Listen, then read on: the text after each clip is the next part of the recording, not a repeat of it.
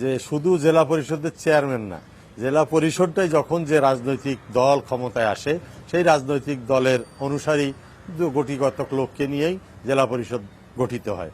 বিশেষ করে বিগত 4 মেয়াদে ফ্যাসিস্ট সরকারের আমলে আমরা দেখেছি যে ওনাদের একেবারে বশংবদ যারা তাদেরকে সেখানে সদস্য করা হয়েছে এবং চেয়ারম্যানও তাদেরকেই করা হয়েছে, ফলে একচোখা নীতি অবলম্বন করা হয়।